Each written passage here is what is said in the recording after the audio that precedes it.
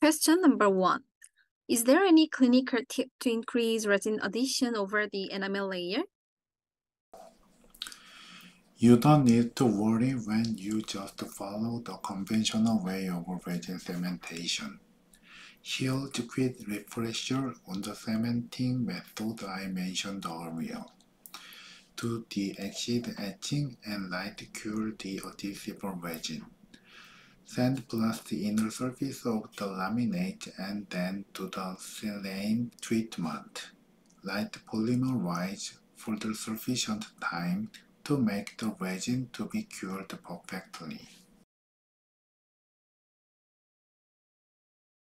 Question number 2. Why don't you attach the prosthesis at the lingual side just as the general mill and bridge? For the maxilla, the fabrication is done on the buccal side to avoid the occlusal points and get enough bonding area. Question number 3. How many pontics do you think is the maximum when restoring with modified mill and bridge? In my experience, I think it can handle up to 3 to 4 panics. Question number 4. How do you refine the margin of the dental laminate when you attach it over preoperative teeth? After doing the virtual tooth extraction, you can draw the margin line. To learn how to do, see the previous section. I think that the virtual tooth extraction function will be soon automated in Medit Clinic Head app. The last question. What is the minimum thickness of the dental laminate when you're applying it over preoperative teeth?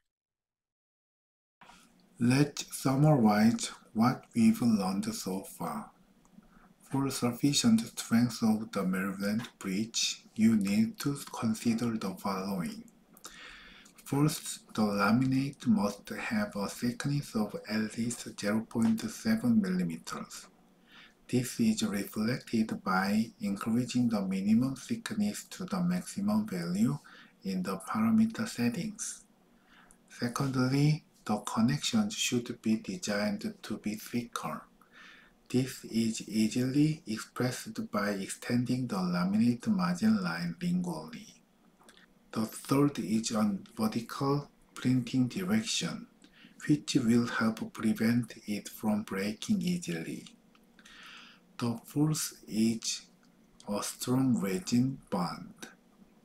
Finally, let's add the choice of suitable 3D printing material and sufficient post-curing.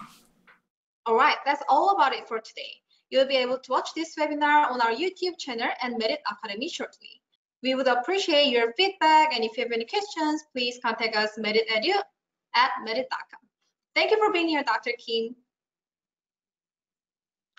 Thanks everyone for joining us today. I will come back with more interesting and useful topics next time. See you at our next webinar. Bye. Bye.